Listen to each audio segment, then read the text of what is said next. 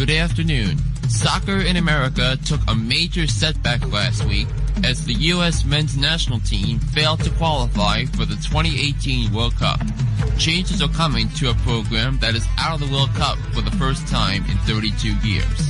The Eagles made a statement Thursday night with a tough road win, but are they the best team in the NFC? 4 teams remain on the diamond, but in the ALCS, the Astros have a 2-0 series lead over the Yankees. Are the Yankees' chances of another miracle out the door? Flynn for the Win begins now on this Monday, October 16th, 2017.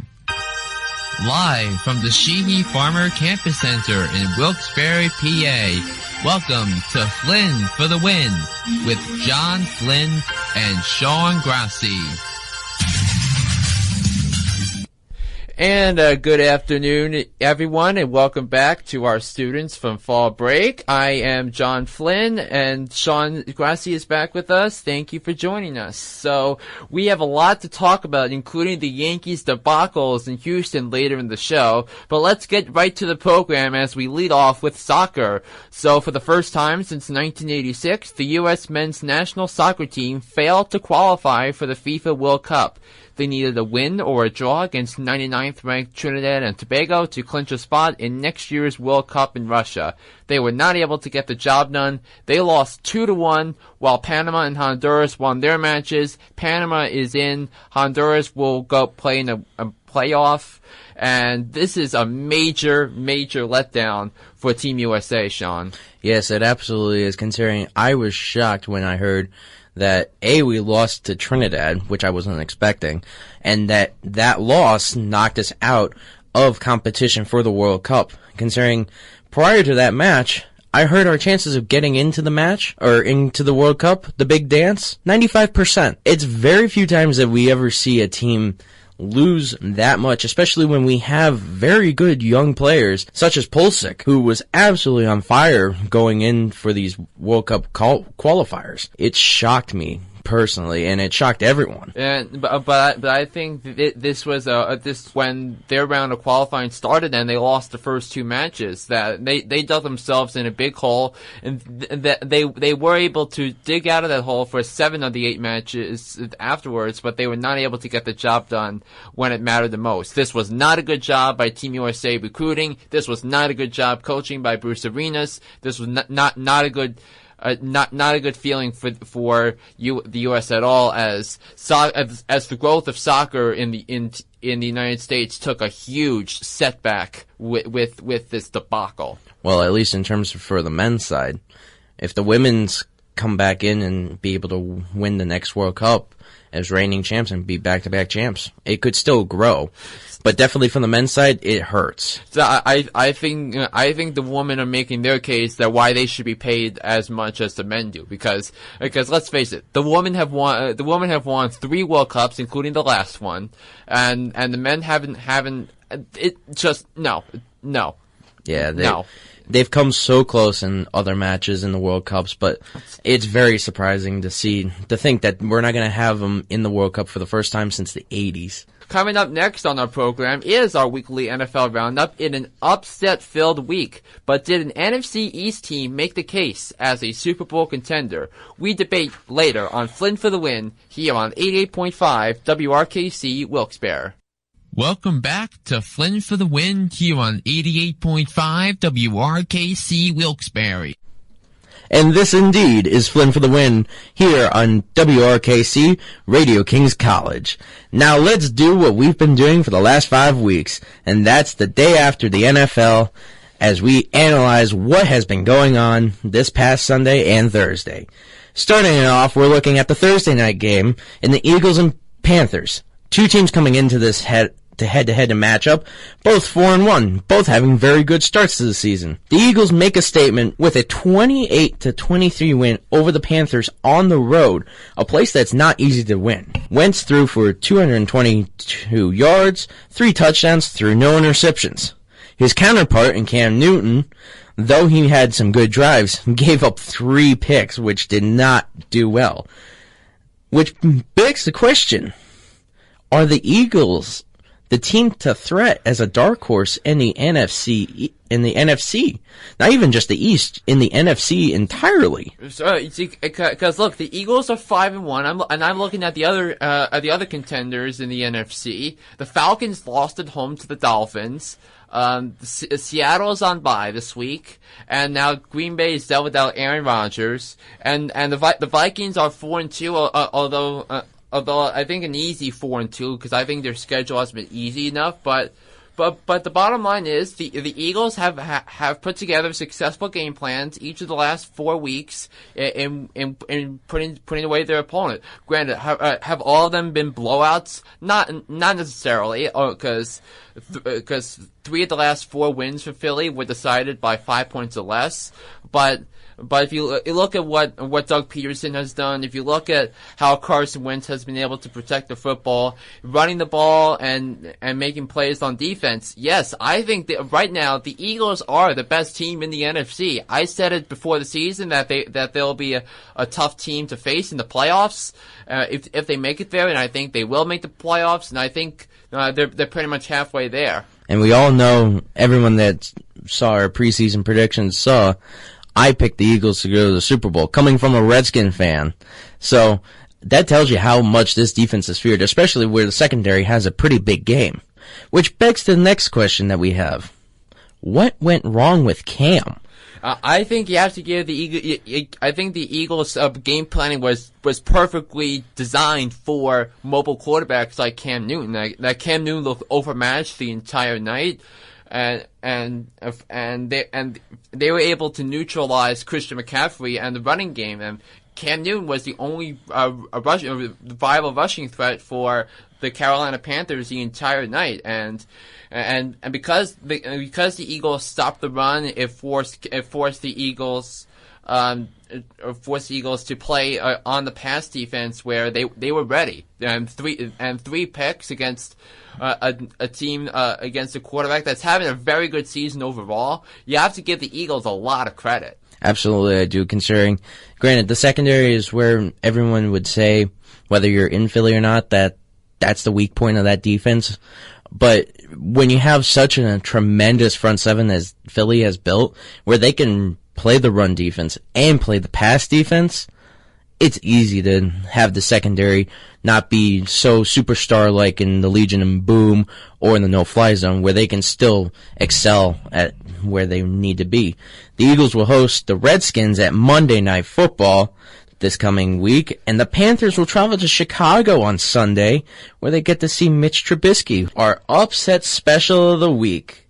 The New York Football Giants had the granddaddy of them all for the upset, as they went into Mile High, Denver, and got a game against Denver and won for the first time since 1989 in Denver.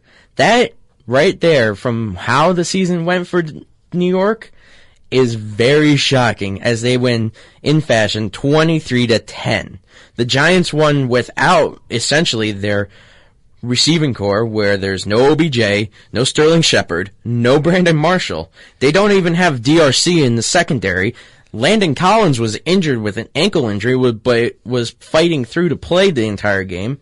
And against the number one rush defense, and the team comes off with the team coming off the bye week. This was not what Denver expected. This was terrible. I lead you with two questions here, John. Is Denver in trouble? And does any team how to tank a season? Well, first of all, because I think this was the point I wanted to get across, but yes, the Broncos are 3-2, but the quarterback play was horrendous on Sunday night. I mean, coming off the bye week, and now is the time for the Broncos to have those problems. If this was week 16 or week 15 or 16 and the Broncos were out of it and they had quarterback issues, whatever. But the Broncos, after winning 3 of the first 4 games, all of them at home, and then they have another home game in which they lose at home to the pathetic New York Football Giants, and now they only have 4 home games remaining the rest of the season, and their bye week is gone. Yes, the Broncos are in big trouble. And I think you look at the schedule of the next 4 weeks to show you. They travel to L.A. and play the Chargers on Sunday, who've won the last 2 weeks. Then they have a road game in Kansas City on Monday Night Football, and then they have the surging Eagles on short rest, and then they travel back home and face Tom Brady and the Patriots on Sunday Night Football. They're not beating the Chargers. They're not beating the Chiefs. They're certainly not beating the Eagles. And I don't think they're beating the Patriots on Sunday Night Football in 4 weeks' time.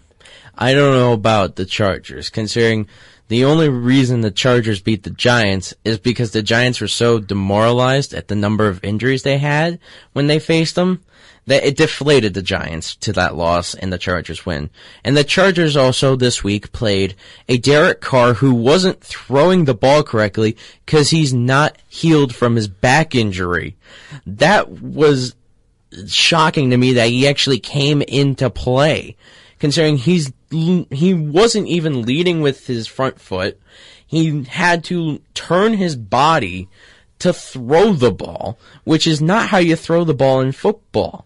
It was very terrible and pain agonizing to watch. But I think going back to Denver, I mean, and what the Broncos are up to. So there have been quarterback issues ever since Peyton Manning left and won the Super Bowl. I think when you pair Denver and San Diego, I have to go with the team that has the better quarterback in Phil Rivers. And I don't know if Denver can recover from this. Because this was a game they needed to win, given their tough schedule, and they were not able to get the job done. And I said at the start of the year that the Denver Broncos were going to be vulnerable at the quarterback position, and last night showed why. They're not making the playoffs. No, they're not making the playoffs, especially of how hot the Chiefs have been, and depending on what Oakland can do with Derek Carr and get him fully healthy. Yeah, but meanwhile, you have to give the Giants a lot of credit for that head coach Ben McAdoo switched, gave up the play calling to Mike Sullivan,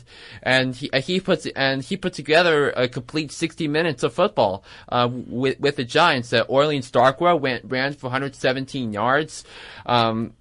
Against the number one rush defense coming off their bye week.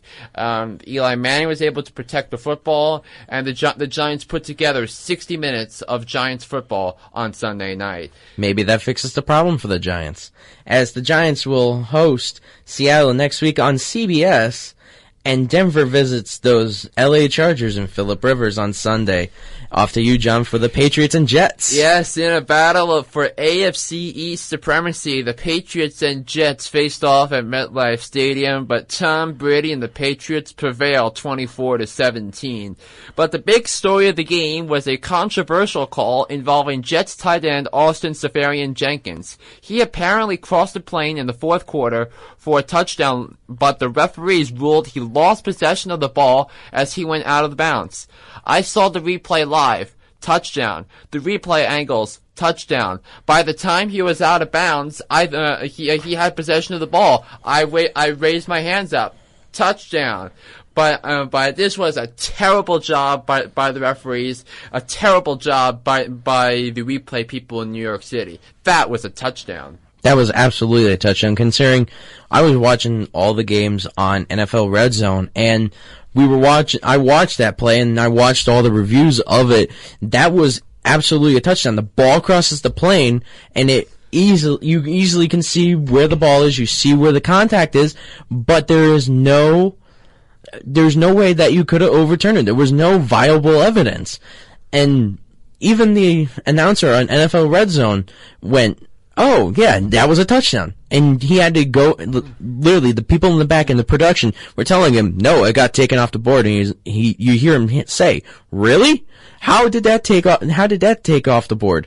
It was not a very good call. But even though there was movement on the ball with on the replay, he retained possession just in time before going out of bounds. Exactly. He still had possession, even if there's a little bit of a bobble. You can still move the ball around without losing possession. As long as you don't go out of bounds. Exactly. And that's one of the things that really was sour about this game in the Jets-Patriots game. It was, considering it looked like the Jets were actually going to 4-2 at one point with a 14-point lead. And if the Jets won, they're in first place in the AFC East. Who thought that was happening? And again, 2017, the year that everyone's supposed to tank, that's not good. The Jets are somewhat decent. The Giants are finding their way out of a hole. Next thing you're going to tell me is Indianapolis is going to start Andrew Luck and find a way to win games and get to 500. And the Cleveland Browns are going to win the rest of their games and try to find their way to the playoffs. Yeah, next week, the Patriots host Atlanta on Sunday Night Football in a rematch of Super Bowl 51. That should be a great game. While the Jets visit Miami next week on CBS. We return to Flynn for the Win with the whole wide world of King Sports right after this. You are listening to Flynn for the Win here on 88.5 WRKC Wilkes-Barre. We now return to Flynn for the Win on 88.5 WRKC Wilkes-Barre. And here we are back on Flynn for the Win here on WRKC Radio Kings College on a rather cool Monday afternoon. It is going to be chilly tonight with temperatures in the mid-30s, so certainly bundle up if you're headed out the door tonight. Now let's switch gears to the wide world of Monarch sports, and we'll begin this evening with the cross-country squads as they prepared for the MAC Championships a week from Saturday with a meet at Gettysburg College. On the girls' side in the 6K, Marissa Duraco finished 27th of 282 runners with a final time in the 6K race of 24 minutes and 7 2/10 of a second. Tara Johnson finished 29th, 3 seconds behind Marissa, and Gabby Longchamp set a personal best with a time of 25 minutes and 19.5 seconds. The women finished 11th of 31 teams. The men's team finished 20th of 25 teams in their field at Gettysburg. Nilang Satar paced the Monarchs in the 8K race with a time of 28 minutes and 19 seconds. The field hockey team completed another 2-0 week this week.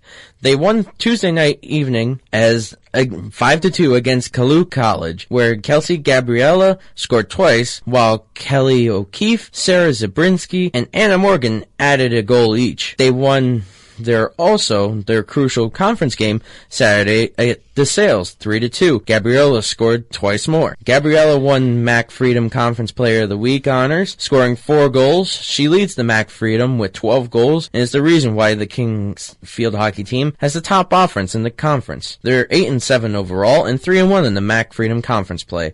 Their home finale in senior night is Wednesday night against the crosstown rivals Wilkes at 7 p.m. at McCarthy Stadium. Then they will travel to cite the best program for the moment in the last 10 years, Friday night, as they go face FDU and Florham, as they look to secure their second successful playoff berth while playing as the champions on defense. Yep, to the gridiron now as Kings was soundly defeated by 6th-ranked Delaware Valley 49-14. Delaware Valley has played postseason football each of the last 3 years, and it showed why by manhandling the offense and Zach Whitehead, neutralizing the high-flying offense that scored 63 points last week against Misericordia. Kings is on bye this week, but they're back home against FDU Florham on October the 28th, which is also Friends and Family Weekend here at Kings, and you can listen to that game right here on WRKC at 1 p.m.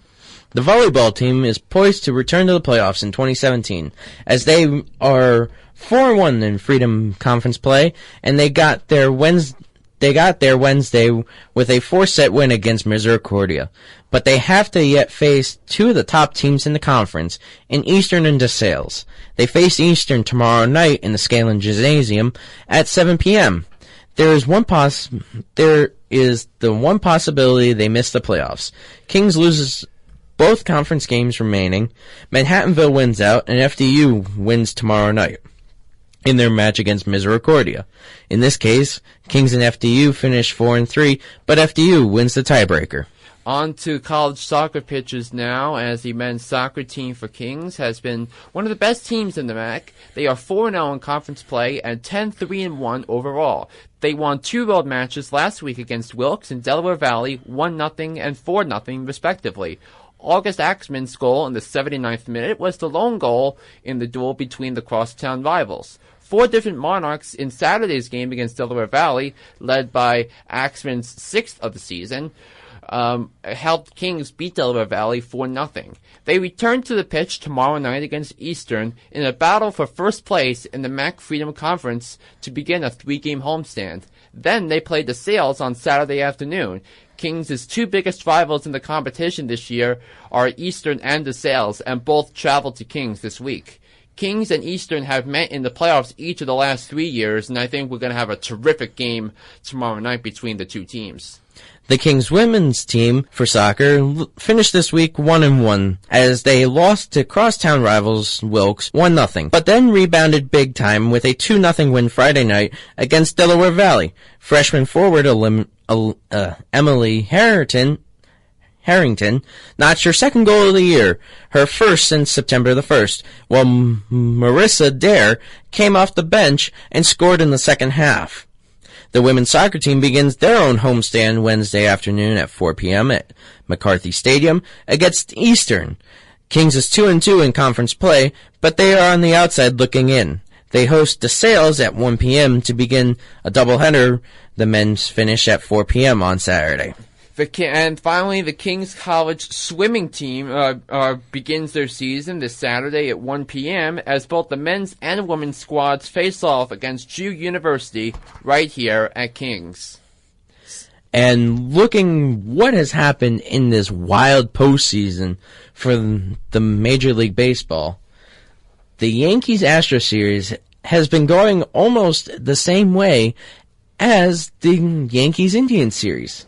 The Houston Astros took the first 2 games in the American League Championship Series against the Yankees, both by margins of 2-1. Justin Verlander, who was with the Astros since August from the Tigers, pitched a complete game to win Game 2, striking out 13 batters. Yes, and we can certainly talk about this because think about what the Astros would have done if they didn't acquire Justin Verlander at the August 31st waiver deadline.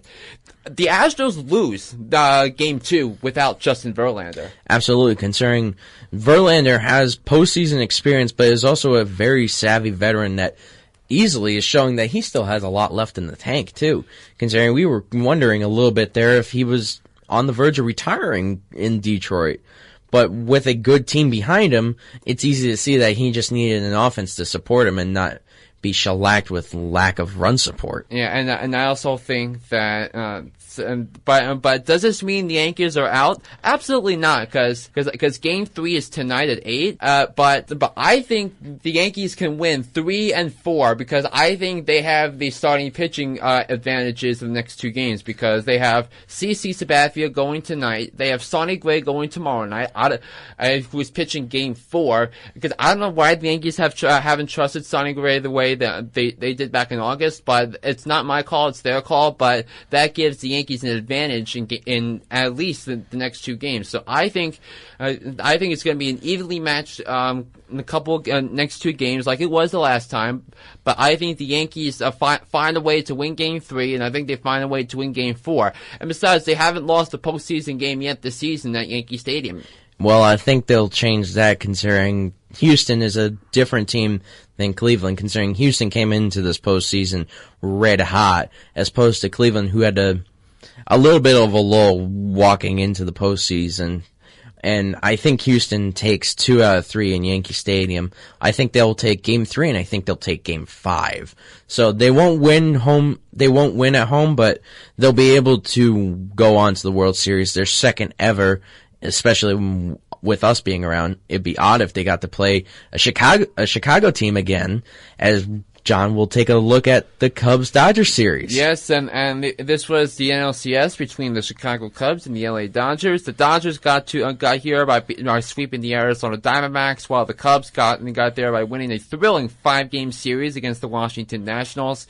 A game 5 for the ages, in which the Cubs beat the Nationals 9-8. But in regards to this series, the Dodgers won 104 games in the regular season, but they got arguably their biggest victory of 2017 last night night as Justin Turner smashed a 3-run walk-off blast off the Cubs' John Lackey to take a commanding 2-0 series lead. Turner's walk-off comes 29 years to the day Kirk Gibson hit his famous walk-off homer in the World Series off Dennis Eckersley. The only 2 Dodgers walk-off home runs in postseason history are Kirk Gibson's home run and Justin Turner's home run last night. Yeah, that was very impressive considering this is the matchup we were expecting to see, as not only is it a rematch from last year, but as we've seen prior, the Dodgers don't necessarily play well when they face the same opponent back-to-back, considering you look at the Phillies in 2009, who had a handle on them in 2009, as they did in 2008. But this Dodger team is a different Dodger team, considering I think the Chicago team has gotten off their high that they had of 2016 of trying to win it all for Chicago. We've seen the numbers throughout this entire season. They're not what they were last year. The Cubs absolutely overperformed in 2016, but the Dodgers are looking to win 2017. And I think a couple of takeaways for the Dodgers. I think the starting pitching has been tremendous with Clayton Kershaw and Rich Hill. They're keeping the Cubs off balance, and the Cubs just aren't producing runs in this juncture. And I also give credit to Dave Roberts for putting together brilliant game plans each of the last 2 nights by working the starting pitchers, as John Lester had over 100 pitches and he couldn't get through 5 innings because the Dodgers worked him so much. And I think it's a testament to the attitudes of the Dodgers and how this could be the team that finally gets the Dodgers a championship for the first time in 29 years. And I think and Dave Roberts is a different manager than other managers in the past that have failed, like Don Mattingly, Joe Torre, and others. This Dodgers team, if they win the World Series, will be a success. If they lose, they don't win the World Series, it's a failure. Game 3 is tomorrow night at 9. So, Colin Kaepernick was in the news again this week, and find out on the other side of the break as we hit the vending machine right after this. And also, we take a look at the things that happened on the past on October the 16th, right here on Flynn for the Win on 88.5 WRKC Wilkes-Barre. You're listening to Flynn for the Win on 88.5 WRKC Wilkes-Barre. We are back and alive on Flynn for the Win here on 88.5 WRKC. Now let's take a glimpse of the past on this day in sports. On this day in sports history, October the 16th, 1962, the Yankees and Giants competed in a classic Game 7 of the World Series. Trailing 1-0 in the bottom of the 9th inning at Candlestick Park, the Giants had the tying and winning runs in scoring position with 2 outs. But Willie McCovey hits a line drive straight to second baseman Bobby Richardson to win the title for the Yankees. In 1968, U.S. Olympians Tommy Smith and John Carlos raised their black-gloved fists in support of Black Power on the medals podium after they finished first and third in the 200-meter dash at the Summer Olympics in Mexico City. Also on this day, the Milwaukee Bucks played their first game, losing 89-84 to the Chicago Bulls. In 1983, the Baltimore Orioles defeated the Philadelphia Phillies in the World Series 4-1. Catcher Rick Dempsey was named Series MVP. This is Baltimore's most recent World Series championship. In 2003, Aaron Boone lifts a Game 7 walk-off home run in the ALCS against Tim Wakefield and the Red Sox in the 11th inning, giving the Yankees their 39th American League pennant. The Yankees overcame a 3-run 8th inning deficit against Pedro Martinez to send the game into extra innings.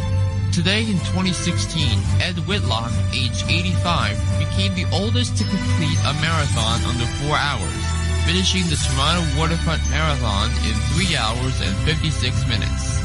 And on this day in 1969, the Miracle Mets complete one of the greatest upsets in baseball history, taking down the 109-win Baltimore Orioles in Game 5 of the World Series to win 4-1. In just their 8th season, the Mets went from perennial lovable losers, where they lost 100 games a year, to the top. Jerry Kruzman pitched a complete game for the Mets to end the World Series. And that's today in sports history for October 16th. That's a show. Thank you for listening to us on Flynn for the Win. Until next week or whenever that may be, I'm WRKC Program Director John Flynn. And I'm Sean Grassi. Stay safe, Wilkes-Barre. Yeah, have a magnificent Mondays. And until then, good night, good luck. Thank you for listening to Flynn for the Win on 88.5 WRKC, Wilkes-Barre.